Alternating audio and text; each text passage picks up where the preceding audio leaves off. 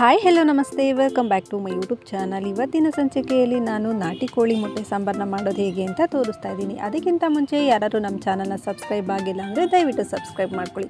ಹಾಗಿದ್ರೆ ಬನ್ನಿ ನಾಟಿ ಕೋಳಿ ಮೊಟ್ಟೆ ಸಾಂಬಾರನ್ನ ಮಾಡೋದು ಹೇಗೆ ಅಂತ ನೋಡೋಣ. ಈ ಸಾಂಬಾರಂತೂ ಸಖತ್ತು ಟೇಸ್ಟಿಯಾಗಿರುತ್ತೆ. ನೀವು ಒಂದ್ಸರಿ ಮನೆಯಲ್ಲಿ ಟ್ರೈ ಮಾಡ್ಬೋದು. ಕೆಲವು ಸಾರಿ ಸಾಂಬಾರಿಗೆ ಮೊಟ್ಟೆಗಳನ್ನ ಹೊಡೆದಾಕ್ದಾಗ ಅದು ಕದ್ರೋಗುತ್ತೆ. ಆ ಕದ್ರದ ರೀತಿ ಮೊಟ್ಟೆ ಸಾಂಬಾರನ್ನ ಮಾಡೋದು ಹೇಗೆ ಅಂತ ನೋಡೋಣ. ಮೊದಲಿಗೆ ನಾನು ಒಂದು 7ರಿಂದ 8 ಮೊಟ್ಟೆನ ತೊಗೊಂಡಿದ್ದೀನಿ, ಅಂದರೆ ನಾಟಿ ಕೋಳಿ ಮೊಟ್ಟೆಗಳನ್ನ ತೊಗೊಂಡಿದ್ದೀನಿ. ಇನ್ನು ಖಾರಕ್ಕೆ ಅಂತ ಬಂದರೆ ಒಂದು 2 ಕಪ್ ಆಗುವಷ್ಟು ತೆಂಗಿನ ತುರಿನ ತೊಗೊಂಡಿದ್ದೀನಿ, 1 ಟೇಬಲ್ ಸ್ಪೂನ್ ಅರಿಶಿನದ ಪುಡಿ, ಸ್ವಲ್ಪ ಕೊತ್ತಂಬರಿ ಸೊಪ್ಪು, 2 ದಪ್ಪ ಈರುಳ್ಳಿನ ಹೆಚ್ಚಿಟ್ಕೊಂಡಿದ್ದೀನಿ, 2 ಟೊಮೆಟೊ, ಒಂದು 3 ಸ್ಪೂನ್ ಆಗುವಷ್ಟು ಉರಿಗಡಲೆ, ಸ್ವಲ್ಪ ಚಕ್ಕೆ ಲವಂಗ ಹಾಗೂ ಶುಂಠಿ ಬೆಳ್ಳುಳ್ಳಿನ ತೊಗೊಂಡಿದ್ದೀನಿ. ಇಷ್ಟೆಲ್ಲನೂ ನಾನು ಮಿಕ್ಸರ್ ಜಾರ್ನಲ್ಲಿ ಹಾಕಿ ರುಬ್ಬಿಟ್ಕೊಳ್ತಾ ಇದ್ದೀನಿ.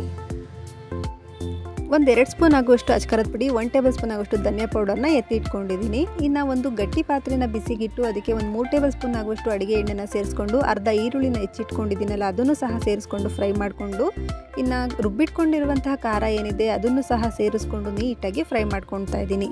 ಖಾರ ಎಲ್ಲ ಚೆನ್ನಾಗಿ ಫ್ರೈ ಆದಮೇಲೆ ಈಗ ಸ್ವಲ್ಪ ನೀರನ್ನು ಸಹ ಸೇರಿಸ್ಕೊಳ್ತಾ ಇದ್ದೀನಿ. ತುಂಬ ತೆಳುವಾಗಿ ಮಾಡ್ಕೊಳ್ಬಾರ್ದು, ಸಾಂಬಾರನ್ನ ಸ್ವಲ್ಪ ಗಟ್ಟಿಯಾಗೇ ಇರಬೇಕಾಗುತ್ತೆ. ಕಡಲೆ ಹಾಕಿರೋದ್ರಿಂದ ಸಾಂಬಾರು ಸ್ವಲ್ಪ ಗಟ್ಟಿನೇ ಆಗುತ್ತೆ. ಅದಕ್ಕೆ ಟೇಸ್ಟಿಗೆ ಎಷ್ಟು ಬೇಕು ಉಪ್ಪನ್ನು ಸಹ ಸೇರಿಸ್ಕೊಂಡು ಎತ್ತಿಟ್ಕೊಂಡಿರುವಂಥ ಅಚ್ಕಾರದ ಪುಡಿ ಹಾಗೂ ಧನಿಯಾ ಪೌಡರ್ನ ಸೇರಿಸ್ಕೊಂಡು ನೀಟಾಗಿ ಮಿಕ್ಸ್ ಮಾಡ್ಕೊಳ್ತಾ ಇದ್ದೀನಿ.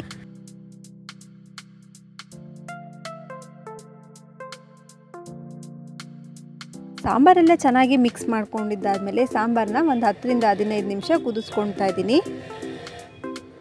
ಈ ರೀತಿಯಾಗಿ ಕುದಿ ಬಂದಾದಮೇಲೆ ಈಗ ಸಾಂಬಾರನ್ನ ಟೇಸ್ಟ್ ನೋಡ್ತಾ ಇದ್ದೀನಿ. ಉಪ್ಪು ಖಾರ ಎಲ್ಲ ಸರಿ ಇದೆ ಅಂತ ಅಂದ್ಕೊಂಡು ಈಗ ಮೊಟ್ಟೆನ ಸೇರಿಸ್ಕೊಳ್ತಾ ಇದ್ದೀನಿ. ಮೊಟ್ಟೆ ಎಲ್ಲ ಹಾಕಾದ್ಮೇಲೆ ಸೌಟ್ ಹಾಕಿ ನಾವು ತಿರುಗಿಸ್ಬಾರ್ದು, ಯಾಕೆಂದರೆ ಮೊಟ್ಟೆ ಎಲ್ಲ ಕದಡೋಗುತ್ತೆ. ನೋಡಿ, ಇದನ್ನು ಸ್ಟವ್ನ ಆಫ್ ಮಾಡಿಕೊಂಡೇ ನಾವು ಮೊಟ್ಟೆಗಳನ್ನ ಬಿಟ್ಟರೆ ಇನ್ನೂ ಒಳ್ಳೆಯದು.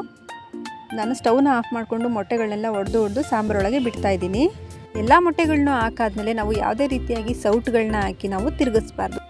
ಎಲ್ಲ ಮೊಟ್ಟೆಗಳನ್ನ ಒಡೆದು ಸಾಂಬಾರೊಳಗೆ ಬಿಟ್ಟಾದಮೇಲೆ ನಾನೇನು ಮಾಡ್ತಾಯಿದ್ದೀನಿ, ಈಗ ಸ್ಟವ್ನ ಆನ್ ಮಾಡಿ ಫುಲ್ ಸ್ಲೋ ಫ್ಲೇಮಲ್ಲೇ ಸ್ವಲ್ಪ ಸಾಂಬಾರನ್ನ ಕುದಿಸ್ಕೊಳ್ತಾ ಇದ್ದೀನಿ.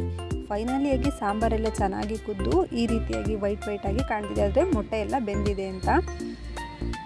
ಫೈನಲಿಯಾಗಿ ಮೊಟ್ಟೆ ಸಾಂಬಾರು ರೆಡಿಯಾಗಿದೆ. ನಿಮಗೆ ಈ ವಿಡಿಯೋ ಇಷ್ಟ ಆಗಿದ್ದಲ್ಲಿ ಲೈಕ್ ಮಾಡಿ, ಶೇರ್ ಮಾಡಿ, ಕಮೆಂಟ್ ಮಾಡಿ ಹಾಗೂ ನಮ್ಮ ಚಾನಲ್ನ ಸಬ್ಸ್ಕ್ರೈಬ್ ಮಾಡಿ, ಪಕ್ಕದಲ್ಲಿರೋ ಬೆಲ್ ಐಕನ್ನ ಕ್ಲಿಕ್ ಮಾಡಿ. ಮತ್ತೆ ಸಿಗೋಣ ಮುಂದಿನ ವಿಡಿಯೋದಲ್ಲಿ. Thank you for watching.